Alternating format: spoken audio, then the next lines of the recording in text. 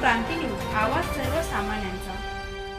All out combing operation दरम्यान अकोला पोलिसांची धडक कारवाई। जिल्ह्यात 3 हत्यार जप्त, कलम 122 प्रमाणे 16 व 2 तडीपार इसमांवर कारवाई। तसेच खुल्या जागेत जाऊन दारू पिणाऱ्या 75 मद्यपींविरुद्ध कारवाई। अकोला जिल्ह्यात मालमत्तेच्या गुन्ह्यांना आळा बसावा याकरिता दिनांक 31/1/2026 रात्री 8 वाजे ते दिनांक 1/2/2026 चे 4 वाजेपर्यंत माननीय पोलीस अधीक्षक श्री अर्चित चांडक यांचे आदेशान्वये अकोला जिल्ह्यात ऑल आउट कोम्बिंग ऑपरेशनचे आयोजन करण्यात आले होते। या अनुषंगाने अप्पर पोलीस अधीक्षक अकोला, सर्व उपविभागीय पोलीस अधिकारी, सर्व ठाणे प्रभारी अधिकारी व दुय्यम अधिकारी असे एकूण 36 अधिकारी व 212 अंमलदार यांनी सहभाग घेऊन नाकाबंदी दरम्यान खालीलप्रमाणे प्रभावी कारवाई करण्यात आली।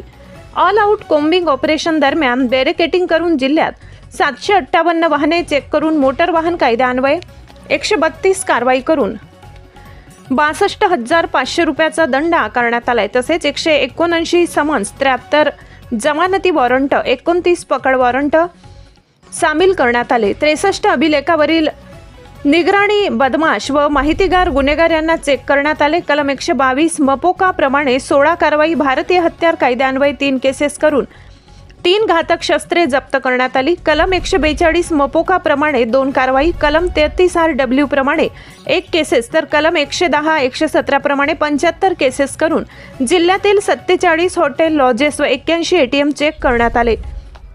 महाराष्ट्र दारूबंदी कायद्यान्वये जिल्ह्यात 8 केसेस तसेच 5 जुगार कारवाई करण्यात आली आहे। ड्रंक अँड ड्राईव्ह प्रमाणे 1 केस करण्यात आली। माननीय पोलीस अधीक्षक अकोला यांनी जिल्ह्यात मालमत्तेच्या व शरीराविरुद्धच्या गुन्ह्यांना प्रतिबंध व्हावा यासाठी ऑल आउट कोम्बिंग ऑपरेशनचे आयोजन केले।